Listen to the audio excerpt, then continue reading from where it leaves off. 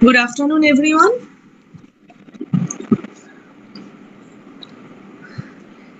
So, good afternoon, all. So, today, again, another discussion. I need heartiest cooperation from all of you. Some are selected for the presentation, and then some are there to ask question. Once the session is over, ask some question. At least try to ask. In the previous few presentations, as section A started, today in the opposite way, section B will lead first. So here I would like to request our group members, Ishan, section B12, Rishabh, section B12, please go ahead with your presentation. Over to you people. Next 15 minutes is of yours.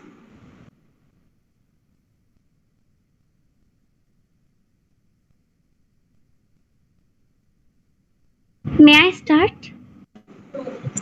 Yes, Mohor, as you people decided, you people did, go ahead.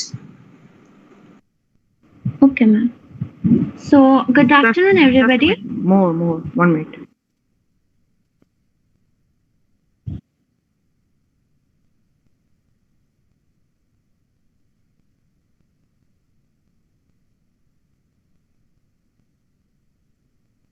Yes, more. You can start. Good afternoon, everybody. Today we are going to discuss on the topic evidence for biological evolution. So, let me introduce our team: Himadri, Hriday, Rishabh, Ishan, Joy, Mohor, Nasim, Pritam, and Pritam. Now, let's start with the topics on which we are going to mainly focus on. The topics are evidence for evolution from morphology and anatomy, evidence for evolution from embryology, evidence for evolution from biomolecules, evidence for evolution from paleontology. So let's answer the first question that would come to our mind immediately after we got to know what the topic is. So the question is, what are the evidences for evolution? And the answer that we can give is that evidences in support of evolution has come from a number of fields: morphology and anatomy, embryology, biochemical, genetics, and paleontology. Out of this, Darwin documented evidences mostly from the fields of biogeography and paleontology. Now we are going to start our explanation, and I would request my teammate Himadri to start the first topic, which is evidence for evolution from morphology and anatomy. Evidence for evolution from morphology and anatomy. So, what does the term morphology and anatomy refers to? Morphology refers to the external structure of an organism, and anatomy refers to the internal structure and functional organization. Now, let us see what are homologous structures. Homologous structures are those structures where different organisms have similarity in their anatomical structure but serves different function are known as homologous structure. In the picture, we can see that human, bat, dog, etc. have similar anatomical structure but different homologous structure. We can see that in different animals, same structures developed along different direction due to adaptation to different needs. This is called divergent evolution because origin-wise common structures diverge towards different direction to perform different functions according to the need of the organism. Analogous structure in different organisms which are not similar anatomically though they perform similar function are called as analogous organs. In the image we can see that the wings of butterfly and of birds perform the common function of flying, but the internal design and component of these two types of wings are very different from one another. Now, my friend Joy will enlighten you with the next topic. Thank you, Madri. The study of vestigial organs offers an evolutionary explanation of such rudimentary vestiges by stating that adaptations to new environment of the organism have made these structures redundant. Such structures are called vestigial organs. As you can see, two images have given the muscle of the external ear and appendix are rudimentary and often non-functional, but these are common to many mammals where they are functional. They reduce telebones and nictitating membrane of the eye, the appendix of the cecum, etc. The organism which possess the characters of two different groups are called connecting link. For example, Euglena is a chlorophyll-containing green protozoan that forms connecting link between the animals and plants. Egg-like mammals, for example, platypus, bear hair and mammary glands, but also possess some of the reptilian characters such as laying of eggs, presence of cloaca, etc. So from these many examples and related points, we can get the evidence of evolution from morphology and anatomy. Now my friend Rishabh will enlighten you with the next topic. Now, evidences for evolution from embryology. The first question that comes to your mind is, what do we understand by the term evolution from embryology? Embryology is a branch of biology that studies the prenatal development of gamete fertilization, development of embryos and fetuses. It also provides a number of evidences in support of evolution. And now here are some points under this. Similar early development of embryos. All animal embryo begin their development from a single-cell zygote, and here is a picture which demonstrates it. Similar vertebrate embryos. Vertebrate embryos resemble one another in early stages in terms of various characters, where it is quite difficult to differentiate fish embryo from early mammalian embryo. And here is a picture at the side which shows the similarity or closeness of the embryos. The next point is development of vertebrate organ. Development stage of various vertebrate organs like heart, brain, kidney, and ear are similar, indicating a common ancestry of vertebrates. It generally means all the vertebrates which are distinguished on the basis of different types of function of organs, but at an early stage they all have similar kind of organ which makes them even closely related. And this picture shows the development of heart. And now my friend Mohor will enlighten us with the other topic. Thank you, Rishabh. So the next topic is retrogressive metamorphosis. So there are certain animals which undergo retrogressive metamorphosis so that the adults do not show true characteristics of the group to which they belong, like Saculina and Hermanus. So we can see there's a diagram which represents the metamorphosis in Hermanus, some non-functional structures which later disappears according to the needs of the species survival. These structures like gill clefts and tooth buds, etc. So on the left side, there's a diagram, the figure which shows the gill clefts or slits. Okay. Ernest Haeckel, a German zoologist, proposed that the pharyngeal grooves between the pharyngeal arches in the neck of the human embryo, as we can see from the diagram, that is not only roughly resemble gill clefts of fish, but directly represents an adult fish-like developmental stage, signifying a fish-like ancestor. So the next topic is human embryo. So what is it? We can see on the right side there's a figure which shows the development of human embryo. So study of human embryo clearly indicates human ancestry because of the similarities found in the early stage, which matches with other vertebrates, and it clearly depicts the evolutionary relationship with other vertebrates. Now I would like to pass the mic to Hriday and he will continue the rest of the part. Thank you, Mohor. As we all know, von Baer, the father of modern embryology, He discovered primary germ layer and found that different germ layer produce same type of structure in different animals. According to von Baer's law, animals resemble one another more and more the further back we pursue them during development. Haeckel's biogenetic law. According to Ernst Haeckel found similarities between embryogenic development of an individual and evolution of the race. He formulated biogenetic law, which is also popularly known as recapitulation theory. It states that during development each individual repeats the evolutionary stages of its ancestors, that is, ontogeny repeats or recapitulation phylogeny. So evolution can be traced from the above evidences.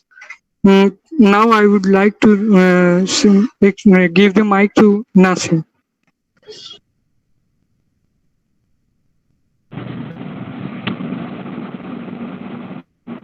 Thank you, Hriday. Now we'll talk about evidences from biomolecules. Bio, the term, which gives a sense of life, and where molecules are related with life, so the term originated biomolecules.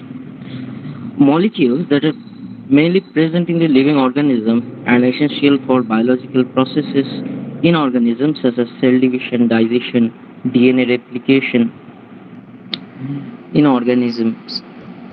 These all we talk of the biomolecules. When we talk about evolutionary evidence on the ground of biomolecules, it mainly get divided into two types based on physiology and biochemistry. Physiology refers to the development of the body structures and systems, and there small molecules and large molecules made up of small atoms, they are related in making the bodily functions in a good way. In every organism in the earth, they are composed of small atoms and then the molecules, and they perform the similar work, and this gives us a common relationship between the organisms, and we came to know about these evolutionary relationships. In different type of organism, similar type, that means structural and functional biomolecules are found, and hence it became an important evidence for evolution in organism. Like if we talk about the blood groups of the human, it is grouped in a blood group, then B blood group, AB, and we also find the O. These are also found in the apes, what is called as apes. Their blood groups also divided like that. So there is a close relationship between the organisms. Metabolic process, ATP, enzyme, photosynthetic pigments, nitrogenous waste, blood and lymph, blood groups, and these all are biomolecules, and each subtopics, that means blood and lymph, blood groups, are related with different organisms and form evolutionary evidences related to biomolecules. Now, if I talk about the metabolic process, we know that it is the sum of the chemical reaction that take place in a living cell, providing energy for life process and the synthesis of cellular material. We know that it is divided into catabolism and anabolism, respiration, nerve conduction, digestion of food. They are raw materials that are needed, that are quite same in most of the animals. The chemical reaction that took place, product that form by the reaction, the mode of action are basically similar. Now, the next part of these biomolecules, just like the ATP, oxyhemoglobin crystals, will be discussed by our another friend, Pitam. Thank you, Nasim. Now we will discuss about ATP. So, what is ATP? ATP, it is a biochemical which functions as energy currency in living cells, as you can see in this image. Now let's talk about another topic, that is enzymes. So enzymes are the biocatalytes which mediate various biochemical reactions of living systems. For example, enzymes of Krebs cycle remain same in both the plants and animals. You can see the image beside of this enzyme. Now let's talk about molecular homology. Molecular homology is a degree of similarity in the subunits of important molecules in organisms of different groups. For example, we can say that base sequence in nucleic acids, amino acid sequence in protein, etc. Actin and tubulin proteins are same in all animals, indicating a common ancestry. Let's talk about the next topic, that is photosynthetic pigments. So photosynthetic pigments, we can say that in chlorophyll A, it is a universal to all oxygenic photosynthetic organisms. So it's similar in both type and have biomolecular evolutionary relationship. So let's talk about the nitrogenous waste. So what is this? In ammonia and its different related wastes are excreted out of the animal body to make them detoxified, and it's common thing present and released in all the vertebrates, which draws a relation among them. Let's see what is blood and lymph. The two fluid connective tissues which nearly the same composition and function in all vertebrates are both of this blood and lymph. And let's understand what is blood group. Blood group is by checking the anyone's blood group composition, we can relate that animals' evolutionary traces or related ancestors. So what is oxyhemoglobin crystals? Oxyhemoglobin crystals are the structure of these crystals is similarly closely to related animals. So this is also biomolecular evidence for evolution. So from the above topic, we can say that in these are the biomolecular evolutionary relationship between the animals. Now I like to give my friend and now I like to give my mic to Rishabh to enlighten on the next topic. Thank you, Pritam. Now the topic is evidences from paleobiology. This is a topic which made scientists to found other ways to trace evolution. So what is paleontology? Paleobiology or paleontology is the study of past life based on fossils and fossil impressions. It has two major branches, mainly paleozoology and paleobotany. The father of paleobiology was Leonardo da Vinci, but now the modern father is George Cuvier. Now let's see what are the types of rocks where we can get fossils. There are three basic types of rocks. Those are igneous, sedimentary, and metamorphic, in which fossils are mainly found. Age of rocks and fossils. In 19th century, a mechanism of accurate dating of rocks and their contained fossils was not available. Relative dating of rocks are carried out by estimating of their position and rate of erosion in a particular environment. But in the modern era, there are some steps which made this process easier. Those are uranium-lead method, potassium-argon method, electron spin resonance, and the most common one, carbon dating. Now, geological timescale. The first geological timescale was proposed by Italian scientist Giovanni Adrina. And here is a picture which demonstrates it clearly. Geological timescale has two major divisions known as eons, Cryptozoic and Phanerozoic, and has 6 eras. Now my friend Pritam will enlighten us with other topic. Thank you, Rishabh. Fossils provide the best evidences in support of evolution. There is a progressive evolution from earlier forms to later forms. Various evidences from paleontology which support organic evolution are as follows. Point number 1. Early fossils. Fossils of earliest life are scanty. Fossils of 3,100 million years ago consisted only of prokaryotic organisms. They included bacteria and blue-green algae. Later on, eukaryotes developed. They formed algae of various types: protozoans, fungi, and early invertebrates like sponges, coelacanths, alinids, arthropods, mollusks, etc. Higher forms like tracheophytes and vertebrates were absent. Point number two: disparity between fossils.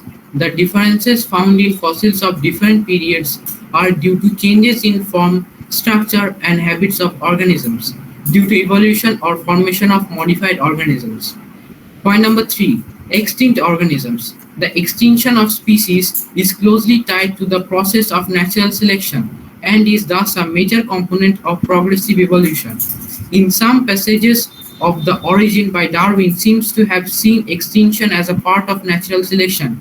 In others, as an inevitable outcome, they include the mighty dinosaurs, the toothed bird-like Archaeopteryx, tree-like lycopods, great mammals, ancestor of man, etc. Now, extinction occurred due to the following reasons. Point number one: competition from more advanced descendants. Point number two: changes in environment. Point number three: natural calamity. Point number four: genetic degeneration. Some of the extinct organisms have left their modified descendants. For example, modern day horse, man, while others have perished without it. Example, dinosaurs and pteridosperms. Now, my friend Ishan will proceed. Thank you, Pritam. So our next point is missing links. Transitional or intermediate forms between two groups of organisms which occur only in the fossil state are called missing links. Example, Ichthyostega, Archaeopteryx, etc. Archaeopteryx, as we can see in this picture, had the size of crow, a long feathered tail, moderate-sized feathered wings, having 3 free-clawed fingers with opposable hallux, an elongated beak with teeth on both the jaws. Archaeopteryx had both reptilian and avian characters. It lived around 150 million years ago. Ichthyostega and its relatives represent forms slightly more advanced than the aquatic Eusteropterons and appear to be near the evolutionary line leading to the first tetrapod on land. Our next part is fossil history of some individual organisms. Fossil histories of some plants and animals have been studied by paleontologists. The best among them is fossil history of horse, followed by camel and elephants. Today we are going to check some of the evolutionary changes that occurred in Eohippus to form the modern day horse from its fossil history. Of radius and tibia, lengthening of functional metapodial, thickening and growth of third digit, development of jaw muscles, continual growth of teeth, change from browsing to grazing habit, change from pad-footed to spring-footed, small-brained to large-brained, especially cerebral hemispheres, strengthening and straightening of back. At last, let's check one small video regarding evolution of horses. Eohippus. Height is 30 centimeters. Appearance is like a fox. Short head and neck. 4 feet is having 4 toe. 1 split to first toe. In feet is having 3 toe. 2 split to first and fifth toe. Mesohippus. Height is 60 centimeters. Appearance is like a modern sheep. 4 feet is having 3 toe. 1 split to fifth toe. In feet is having 3 toe. Middle one is longer than others. Mesohippus. Height is 100 centimeters. Appearance is like a small pony. Longer neck. 4 feet is having 3 toe. Loose limb. Middle toe is longer. In feet is also same as like the 4 feet. Liohippus. Height is 120 centimeters. Appearance is like a modern pony. 4 feet is having 1 toe. Loose limb. Hidden under the skin. In feet is also same as like the 4 feet. Hippus.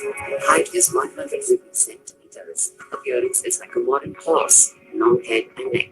4 feet is having 1 toe. Loose leg. In feet is also same as like the 4 feet. With this, we would like to complete our explanation. Thank you all and have a wonderful day ahead.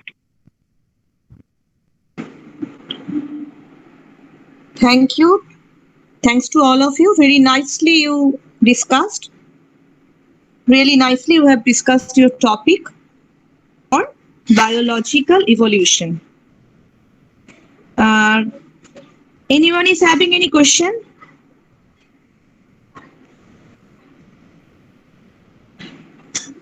I am having few questions, but yes, we are running in shortage of time. So today we don't know whether we can complete section A presentation, but at least we can start it. So section A, who are there? So it's now over to you, section A. Start your discussion on the same topic. Let's see what you people are having. Let's start it.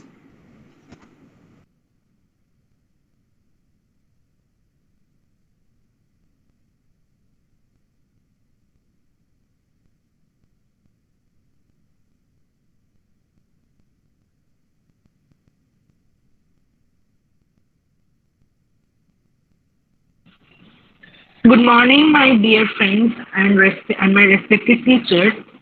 Today we are here to focus on the topic of evidences for biological evolution. Now, what do you mean by evidences for biological evolution, and what is mean by evolution of life? According to Charles Darwin, evolution is branching descent with modification, the gradual process of formation of complex form of life from the simple form with some morphological, anatomical, or physiological modification in the organism. Now, what are the evidences that supports organic evolution? The evidences are morphological and anatomical evidences, embryological evidences, paleontological evidences, biogeographical evidences, physiological and biochemical evidences. Now let us introduce our teammates, Oyon, Shayon, Rajoshi, Oendrila, Dibbojyoti, Rupanjan, Sharnik, and Shinjin. Now our dear friend Oyon will continue with fossils, and please hear him with patience and gratitude. Thank you, Rohipayan. We would like to start our discussion with the fossils. Now, fossils are the preserved remains of plants and animals whose bodies were buried in sediments such as sand and mud under ancient seas, lakes, and rivers. They are mainly of two types: body fossils and trace fossils. Uh, Now I would like to go on the types of fossilizations. First of all, mold fossils. They show an impression of the animal or plant. Once the animal or plant is dissolved away, only the fossil is left. After that, cast fossils. It is a type of mold fossil, but it shows in a 3D form. It is a mold fossil that got filled with the material. Next one is trace fossils. They show evidence of activities. Scientists use these fossils to study animal behavior. After that, true fossils. These are actual plant or the animal in the fossils, often made when things trapped in ice or ember. After that, how fossils were formed. Fossils were formed in different ways, but most are formed when a plant or animal dies in watery environment and is buried in mud and steel. Soft tissues decompose, leaving the hard bones or shells behind. Over time, sediments builds over the top and hardens into rock. It is when the processes of erosion occur that these secrets in stones are revealed to us. Next one is paleontological evidences. In simple words, paleontological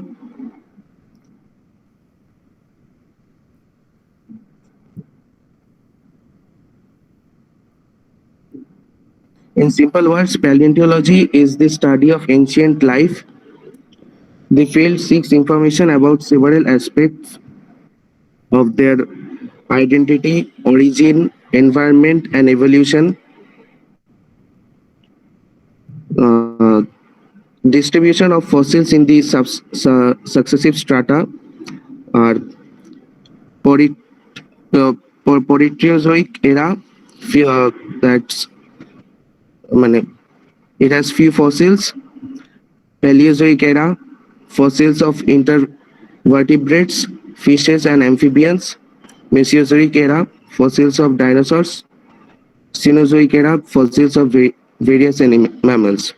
Now I would like to, now my friend Shayan Thank would you. continue this Hi, topic. thank you, Ayon.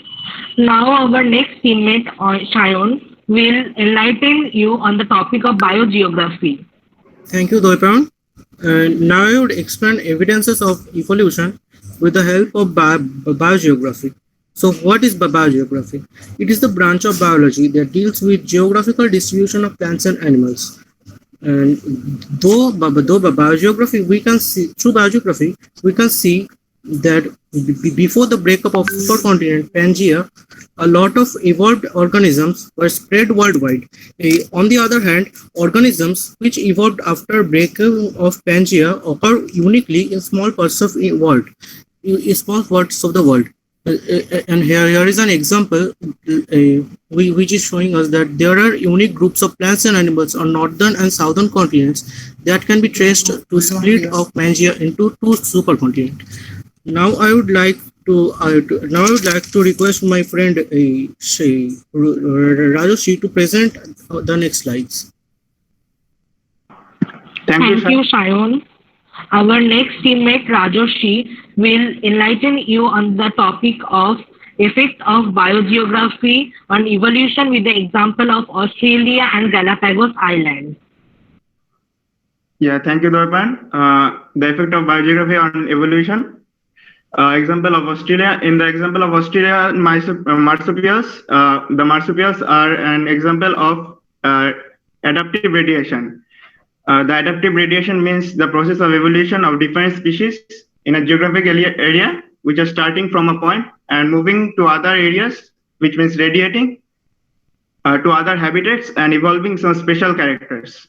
Back to the marsupials. Marsupials are an order of phylum mammals, which are born without complete development and are carried and nourished in mother's pouch, which is a pocket-like structure in their belly.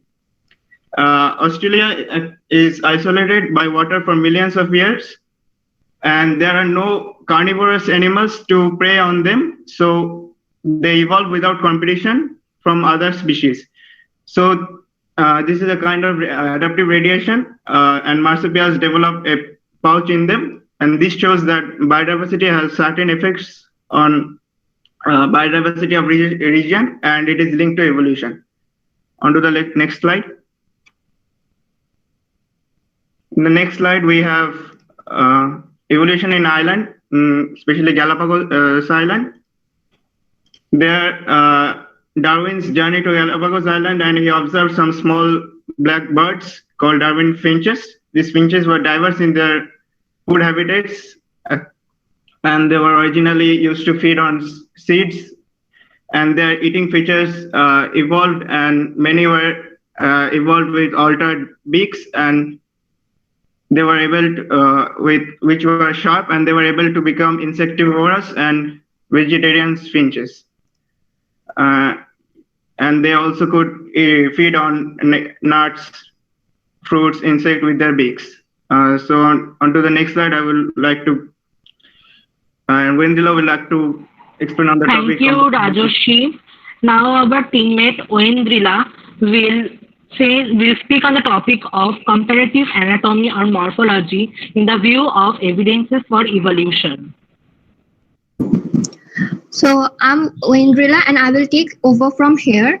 So what is comparative anatomy study? This means that Comparative anatomy study means that studying the anatomical structures of different species of animal, so to find the common ancestor from which they evolved. So now, before we dive into the topic, let us see the brief history of anatomical study. Pierre Bellon, born in 1517, first studied the anatomy, that is skeleton of birds and humans. You can see the picture here. Next, Edward Tyson, the founder of modern comparative anatomy study. He has been credited for determining that whales and dolphins are mammals and chimpanzees are more related to humans than monkeys. Please move to the next slide. So, for comparative anatomy study, we basically study the homologous structures and analogous structure. So, homologous structures. Homologous structures are the structures which have different functions, but they have same origin from the embryo. They are the result of divergent evolution. That means at a point they have a common ancestor from which they evolve differently, so to aid their function. For example, ovaries and testicles develop from same embryonic tissue, that is gonadal primordium. But due to their different functions, they evolve differently. And you can see the pictures of this insect. The beetle that you can see in the picture has a hard wing cover. Basically, they have two pairs of flying wings, and one pair is used as a hard covering. And in the dipterian fly below the beetle, the second pair of wing is used as halters for balance. So you can see they have the same origin, but the functions are different. So they are homologous organs. And above there is a picture of a fossil, and it is a fossil of a snake. It is a Cretaceous snake which has highly developed hind legs and hip bones. But we know that snakes today have no such legs. But when they are in embryo, we can see the limb buds. But after the embryo starts developing more, it vanishes. The fossil evidence shows that their ancestors had legs. Please move to the next slide. Now, analogous organs. Analogous organs have a similar function, but their origin and structure is not same. They are result of convergent evolution. This happened because it may be due to they lived in the similar area where similar functional structures were required to survive. That's why analogous organs developed. For example, the streamlined bodies of fishes and marine mammals. And the interesting one is the similar skull shape of marsupial timber wolf and the placental red fox.